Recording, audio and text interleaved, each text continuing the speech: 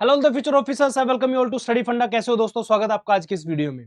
इस वीडियो में हम बात करने वाले हैं सीएपीएफ एसी 2024 के 75 हार्ड चैलेंज के बारे में। दोस्तों ये चैलेंज कोई फिटनेस का चैलेंज नहीं है, बट ये मेंटल चैलेंज है। दोस्तों आज की इस वीडियो में हम बात करेंगे लास्ट 75 डेज जो आपके एग्जाम के बचे हैं उसमें कैसे आपको स्ट्रेटेजी बनानी है और कैसे आपको एग्जाम क्रैक करना है। दोस्तों चलिए स्टार्ट करते हैं आज का ये वीडियो।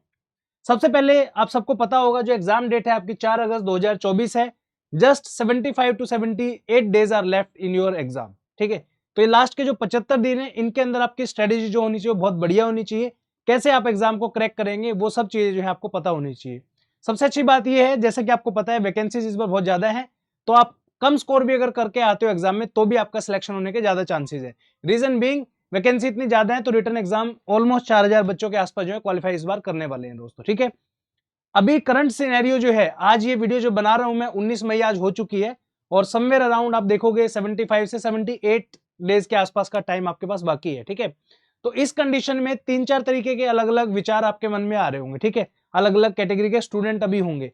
एक तो वो स्टूडेंट है जिनको सीपीएफ एग्जाम का पहले से ज्यादा आइडिया नहीं था, उन्होंने देखा वैकेंसी ज्यादा है तो फॉर्म फिलअप कर देते हैं और उसके बाद देखते हैं प्रिपरेशन में कैसे क्या करना है। ठीक है, तो आपकी जो सिचुएशन है वो मैं बिगिनर की सिचुएशन बोलूंगा। रीजन बिंग आपने कोई पढ़ाई ज्यादा नहीं की है इस एग्जाम के लिए, बट वैकेंसी ज्यादा है तो आप ट्राई करना चाहते हो कि चलो यार एक बार एग्जाम दे के देख लेते हैं, क्या पता हो ही जाए। राइट, ये क्या पता हो जाए ना, ये बहुत इंपॉर्टेंट है। ठीक है, सेकंड कैटेगरी के स्टूडेंट वो हैं जो काफी दिन से मेहनत कर रहे हैं सीपीएफ एग्जाम के लिए। ऑलमोस्ट 6 महीने हो गए, 8 महीने हो गए आपको पढ़ते हुए, सिलेबस आपने कंप्लीट कर लिया, अब रिवीजन मोड में आप लोग चल रहे होंगे। लास्ट 75 डेज में कैसे आपको अपनी रिवीजन को और अच्छा करना है और कैसे फाइनल सिलेक्शन में पहुंचना है उसके बारे में बात करेंगे।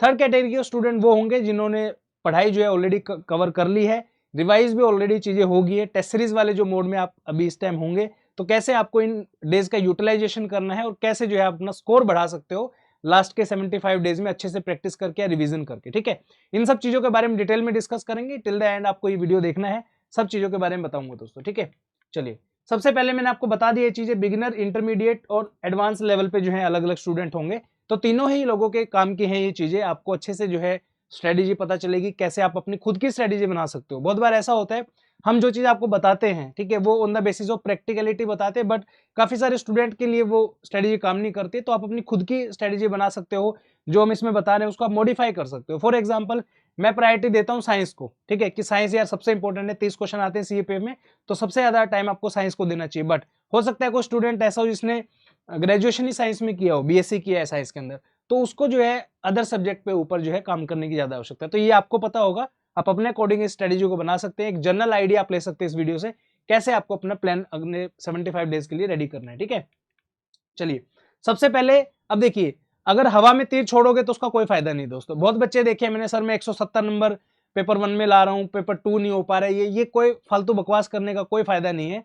एग्जाम के दिन पता चलेगा कि आप कितने पानी में हो। ठीक है, जिस दिन रिजल्ट आएगा ना उस दिन पता चलेगा कितने 170-80 नंबर लाने वाले हो आप। ठीक है, मैं सिंपल सिंपल देसी भाषा में ये कह रहा हूं कि जो जनरल कैटेगरी का जो स्टूडेंट है, ज्यादा बड़ा इच्छाओं की जरूरत नहीं है। एटलीस्ट वो स्टूडेंट जो बिल्कुल बिगिनर है, ठीक है, जो बिल्कुल बिगिनर लेवल पे है, ये मत सोचो कि मुझे 150 नंबर लाने, 160 लाने, नहीं ला पाओगे आप। ठीक है, उसके लिए 1 साल 1.5 साल की तैयारी चाहिए होती है, तब आते 160 नंबर। ठीक है, अभी बचे हुए जितने भी दिन है, आपका जो भी लेवल है, और उसके अलावा भी काफी सारे स्टूडेंट ऐसे होंगे जिन्होंने एक सब्जेक्ट पढ़ लिया होगा, 2 पढ़ लिए होंगे। आप भी जो है बिगिनर वाले लेवल में ही आते हो, डोंट वरी, ज्यादा ये मत सोचो कि हमने बहुत कुछ कर लिया। ठीक है ना, तो जनरल कैटेगरी के और ओबीसी कैटेगरी के जो स्टूडेंट है, आप मान के चलो आपकी cut off somewhere around 100 number के आसपास जो है आप स्कोर अगर करोगे तो आपका रिटर्न एग्जाम क्वालिफाई हो जाएगा।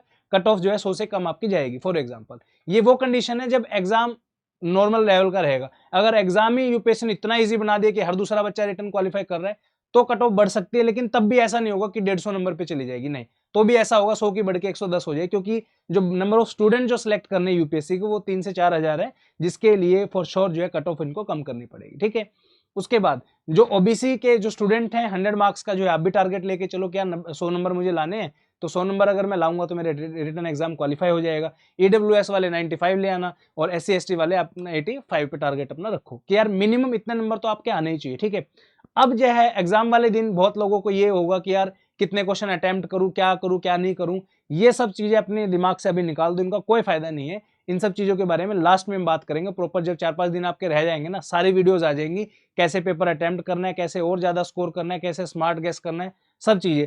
अभी जो फर्स्ट प्रायोरिटी है वो है आपका सिलेबस कैसे कंप्लीट हो। ठीक है, ये चीज है। चलिए आगे चलते हैं अभी। तो यहाँ पे आपको देखना है कि आप जैसे फॉर एग्जांपल मैक्सिमम 100 मार्क्स का ही मैं आपको कह रहा हूँ कि यार इतना सोच लो कि 100-110 नंबर कहाँ से आ जाए आपके, ताकि आपका एग्जाम क्वालिफाई हो जाए, ठीक है। अब ये देखो टोटल आपके 125 क्वेश्चन आते हैं, ठीक है। कितना भी पेपर टफ बना देगा यूपीएससी, कितना भी टफ पेपर यूपीएससी बना दे, इतना तो होगा ना एटलीस्ट उसमें तो 70-80 क्वेश्चन तो ऐसे होंगे जो डुएबल होते हैं हमेशा, ठीक है। 30-40 क्वेश्चन ऐसा बनाएगा यूपीएससी जो किसी से हिलने वाले नहीं है, और वो करने भी नहीं चाहिए। आप देखोगे हर बार मैं बोलता हूँ कि इतने क्वेश्चन करो जिससे जो सब करके आ रहे हैं बेसिकली, ठीक है। अब एक बात बताओ, जब क्वेश्चन ही यूपीएससी उपिंदर सिंह बुक से पूछ रहा है, अब ये वाली बुक से हिस्ट्री के क्वेश्चन आ रहे हैं, तो क्या फायदा, आप ये बताओ। कौन बच्चा है जो 600-700 पेजेस की इस बुक को पढ़ेगा, कोई नहीं पढ़ता, ठीक है। सिर्फ एनसीईआरटी पढ़ते हैं लोग। तो एक सब्जेक्ट ऐसा हो सकता है कोई भी आपका जिसमें इधर उधर से यूपीएससी पूछेगा, बट डोंट वरी, एक स्पेशलाइज्ड जो है ना एनसीईआरटी को फोकस हमेशा यूपीएससी रखता है। आप देखोगे लास्ट टाइम भी आप विश्वास नहीं करोगे 60 से 70 क्वेश्चन आपके डायरेक्टली एनसीईआरटी से थे, ठीक है ना। तो अपना टारगेट रखो, मुझे 50 से लेके 60 क्वेश्चन मैक्सिमम, इतना रख लो। अब मैक्सिमम मैं ये नहीं कह रहा हूँ कि इससे ज्यादा नहीं हो सकता, ऑब्वियसली है। जिसने 1.5-2 साल तैयारी करी है भाई, आप 160 नंबर लेके आओ, कोई दिक्कत ही नहीं है। ये टारगेट मैं उसको दे रहा हूँ, उस बच्चे के लिए बता रहा हूँ जिसने जस्ट एग्जाम का फॉर्म भर दिया और उसको एग्जाम क्वालिफाई करना है, रिटर्न एग्जाम, ठीक है। बहुत बड़े सपने मैं नहीं कह रहा हूँ देखने को, लेकिन इतने तो नंबर आपको लाने ही पड़ेंगे, ठीक है।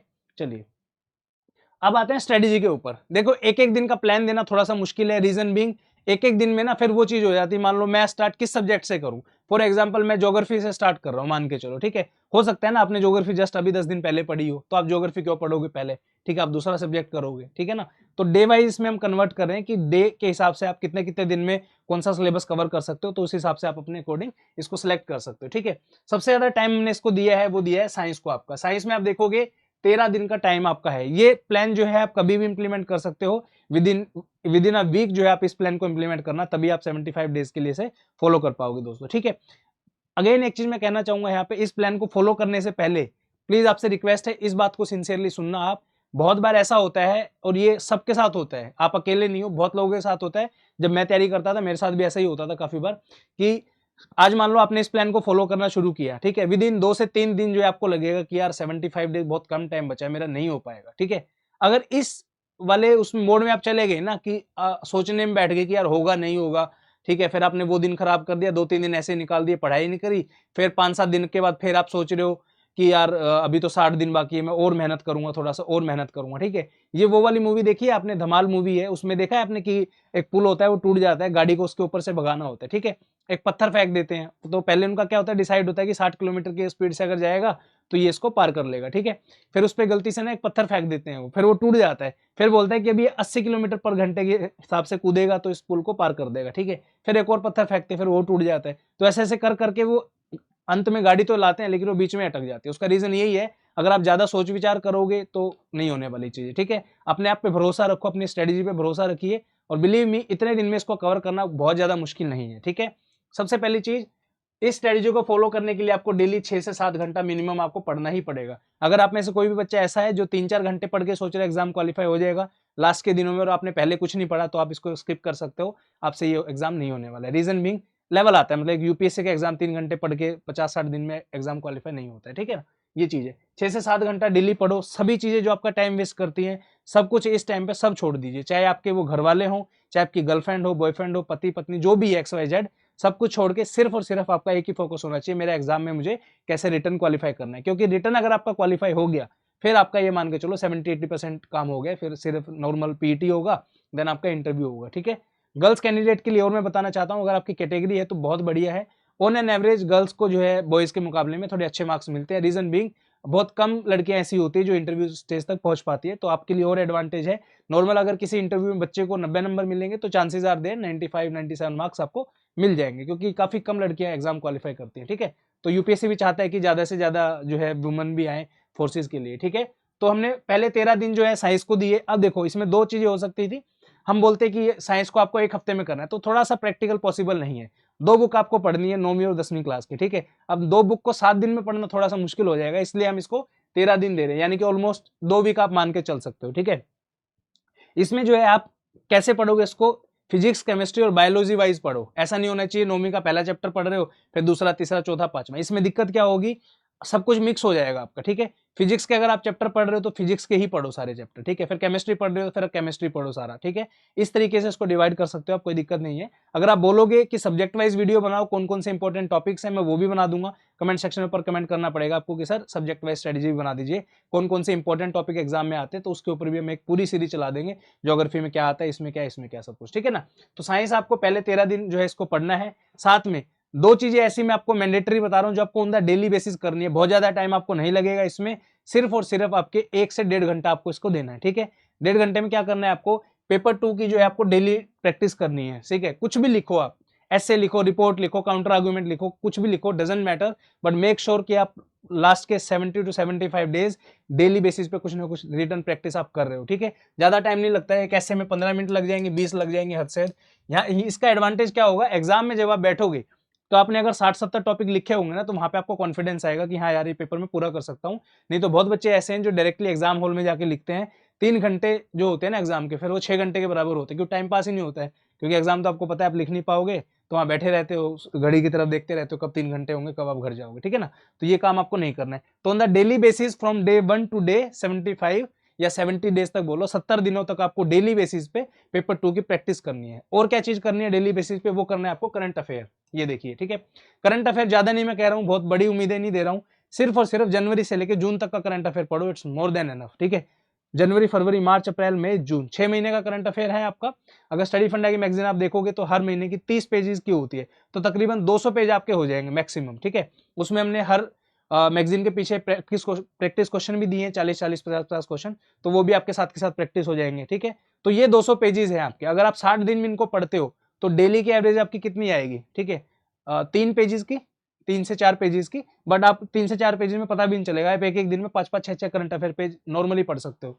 तो ज्यादा नहीं, एटलीस्ट 30 to 40 मिनट्स आप करंट अफेयर को दो। ये टाइम आप वो चूज कर सकते हो जिसमें आप फ्री हो। फॉर एग्जाम्पल डिनर कर लिया, फ्री है, क्या करें, तो करंट अफेयर पढ़ लो, ठीक है। वीडियोस देख सकते हो आप करंट अफेयर की, स्टडी फंडा चैनल पे वो वीडियोस भी आपकी जल्दी आने वाले हैं, ठीक है। ये काम आपको ऑन द डेली बेसिस जो है वो करना है दोस्तों। एटलीस्ट 36 डेज का यहाँ पे लिखा है, पर इतना तो आपको करना ही है। 30-35 दिन में आपका सारा करंट अफेयर भी हो जाएगा, ठीक है। नेक्स्ट सब्जेक्ट आप उठाओ 14वें दिन से लेकर 25th डे तक, ज्योग्राफी का, ठीक है। इसमें आप देखोगे ज्योग्राफी में, साइंस में आपके 30 क्वेश्चन आते हैं, ज्योग्राफी में आपके 20 क्वेश्चन आते हैं। इसकी बुक्स वगैरह के भी बारे में हमने बताया है ऑलरेडी, काफी सारे वीडियोस बनाए हैं। साइंस के लिए आपको 9वीं और 10वीं क्लास की एनसीईआरटी फॉलो करनी है सिर्फ और सिर्फ, और ज्योग्राफी के लिए आपको जो है 11th एंड 12th क्लास की एनसीईआरटी फॉलो करनी है, दैट्स इट। इसके अलावा कुछ करने की आवश्यकता नहीं है। स्टडी फंडा की मैपिंग सीरीज है वो मैं कंप्लीट कराऊंगा, अभी थोड़ा टाइम नहीं लग रहा है, बट आपके एग्जाम से पहले वो मैपिंग सीरीज कंप्लीट, जो भी 60-70 वीडियोस बनेंगे सब मैं उसको कंप्लीट करके आपको दूंगा, डोंट वरी, ठीक है। फिर आप आ जाओ पॉलिटी के ऊपर। ऑल्दो पॉलिटी का वेटेज जो है वो काफी कम हो गया है, बट स्टिल कुछ नहीं पता, यूपीएससी का हो सकता है 25 क्वेश्चन दे दे इस बार पॉलिटी में, तो पॉलिटी को बहुत अच्छे से करना है। अगेन इसमें भी आप देखोगे 11-12 दिन का टाइम जो हमने इसमें लिया है, तो लक्ष्मीकांत से इसको जो है जल्दी जल्दी रिवाइज करना है। अगर आप चाहते हो कि लक्ष्मीकांत में से कौन से चैप्टर इंपॉर्टेंट जिनको फोकस करना है, तो वो बताइए, कमेंट में कमेंट कर दो, उसका भी वीडियो बना देंगे, डोंट वरी, ठीक है। फिर आप डे 37 से 47 का मैथ एंड रीजनिंग का, बहुत सारे बच्चे ऐसे हैं जो मैथ एंड रीजनिंग का जो है जिनको काफी दिक्कत आती है, तो मैथ एंड रीजनिंग जो है आप पीवाईक्यू से एक आइडिया ले सकते हो कौन से टॉपिक्स आपको कवर करने हैं, वो अगर कहोगे तो वीडियो बना देंगे। बाकी स्टडी फंडा का डेडिकेटेड सिर्फ मैथ का कोर्स भी आता है। आप में से काफी सारे स्टूडेंट होंगे जो सिविल सर्विसेज की प्रिपरेशन कर रहे हैं, आप जो साइंस पढ़ते हैं वो होती है साइंस एंड टेक्नोलॉजी, लेकिन आपका जो एग्जाम में सीएपीएफ के अंदर आता है वो आता है जनरल साइंस, ठीक है। तो जनरल साइंस का सेपरेट कोर्स भी हमारी ऐप पे अवेलेबल है, अगर आप चाहिए तो आप उसको चेकआउट कर सकते हो, ठीक है। उसके बाद मैथ एंड रीजनिंग का हो गया यहाँ पे 11-12 दिन। देन आप साथ में जो है हिस्ट्री भी फॉलो करेंगे, करंट अफेयर को आप छोड़ दो, यहाँ पे आके थोड़ा सा आपको प्रेशर पड़ेगा, रीजन बीइंग ये जो 10-12 दिन आपके होंगे ना, इसमें हिस्ट्री भी आपको कवर करनी है, ठीक है। तो करंट अफेयर को छोड़ दो, अभी 1 घंटा जो भी था वो टाइम आप यहाँ पे दोगे, और थोड़ा सा आपको अपना लास्ट के दिनों में वैसे ही मोटिवेशन आ जाता है कि यार इतना काम किया है तो 1 महीना बचा है तो और अच्छे से मेहनत करेंगे, ठीक है। उसके बाद आपके जैसे ही 47 डेज हो जाएंगे आपके, तकरीबन 47, 48, 50 डेज मान लो, 50 दिन में आपका सिलेबस हो जाएगा मोटा मोटा कवर। इसके बाद यहाँ पे आप देखोगे डे 48 से लेकर डे 60 तक जो है, अच्छा इसमें एक चीज और है, अगेन मैंने कहा स्ट्रेटेजी आप अपने अकॉर्डिंग बना सकते हो। आप में से कोई ना कोई ऐसा सब्जेक्ट होगा जो आप उससे जल्दी कवर कर सकते हो 4-5 दिन पहले, तो वो सब्जेक्ट में आप अपना इकोनॉमिक्स भी कवर कर सकते हो। 11th एंड 12th क्लास की एनसीईआरटी उसमें आती है दोस्तों, ठीक है। देन आपका यहाँ पे आप देखोगे रिवीजन करना है आपको 12 दिनों में साइंस, ज्योग्राफी और करंट अफेयर का, ठीक है। इसका मैंने कॉम्बिनेशन क्यों लिया है, साइंस के 30 क्वेश्चन, ज्योग्राफी के 20 और करंट अफेयर के 20, कितना हुआ 70 क्वेश्चन आपके यहीं से रिवाइज हो जाएंगे, ठीक है। साथ में आपको फुल लेंथ टेस्ट देने हैं पेपर 1 के, और यहाँ पे हम अपनी तरफ से क्या कराएंगे, टॉप 100 क्वेश्चन की सीरीज जो है आपकी in the month of July आ जाएगी, जिसमें हम अभी तक के जितने भी हाल फिलहाल के एग्जाम हो रहे हैं ना, वो भी आपको उसके पीछे भागने की आवश्यकता नहीं है, वो सारे एग्जाम के क्वेश्चन जो है हम प्रैक्टिस कराएंगे आसपास के एग्जाम्स के, ठीक है।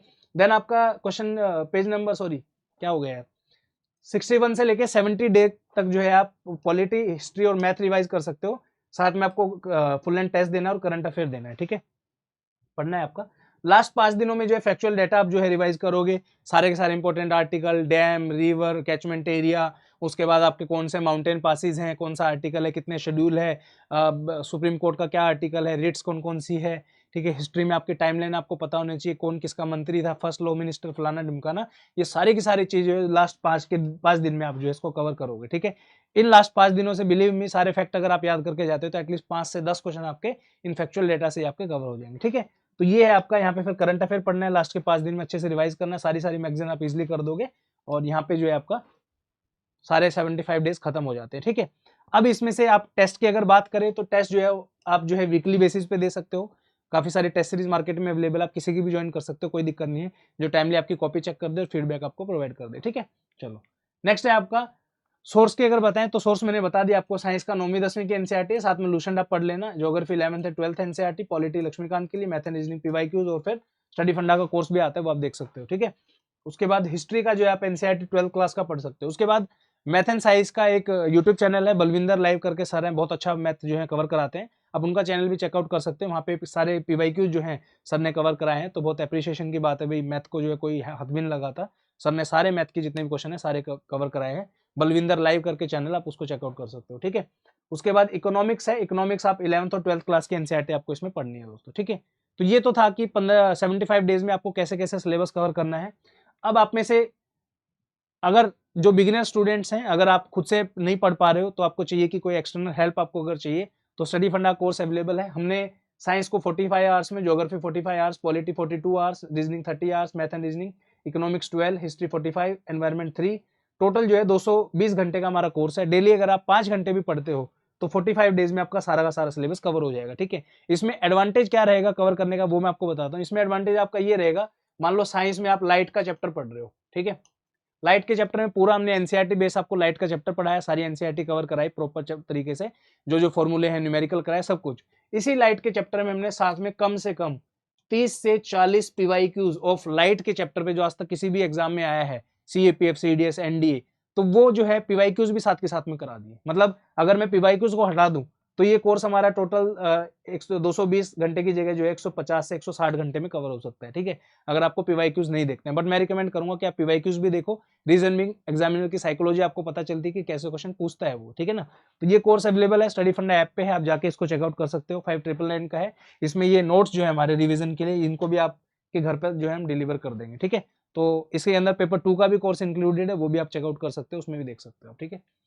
उसके बाद जो जिन्होंने सिलेबस कंप्लीट कर लिया, रिवीजन मोड में आ गए हैं, आप लोगों के लिए exclusive UPSC all in one का जो है इंडिया का पहला ऐसा कोर्स है जिसके अंदर सारे के सारे यूपीएससी के पीवाईक्यूज आपको in the form of test मिल जाएंगे, ठीक है। कैसे, फॉर एग्जांपल आपने सोलर सिस्टम का एक चैप्टर पढ़ा है, ठीक है, तो आज तक लेटेस्ट, अभी आज मैं वीडियो बना रहा हूँ 19 मई तक के जितने भी यूपीएससी के एग्जाम हुए हैं, चाहे वो सीएपीएफ का हो, सीडीएस का हो, एनडीए का हो, जियोलॉजिस्ट हो, सीबीआई डीएसपी हो, आपका क्या बोलते हैं, एक दो एग्जाम और भी हैं, ठीक है, ईपीएफओ का हो, सिविल सर्विसेज का हो, एसीएलडीसी का हो, इन सब एग्जाम के सोलर सिस्टम के सारे क्वेश्चन आपको एक ही जगह मिल जाएंगे, ठीक है। एक्सपेक्ट करो आप कितने क्वेश्चन सोलर सिस्टम से आए होंगे।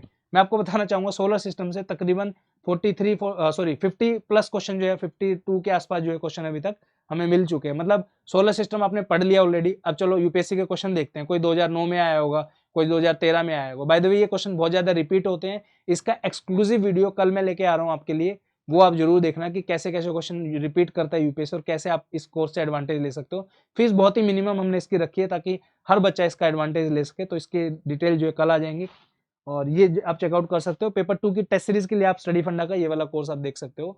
बाकी इतना ही है, ठीक है। और लास्ट में जाते जाते एक ही चीज कहूंगा, हिम्मत नहीं हारनी है।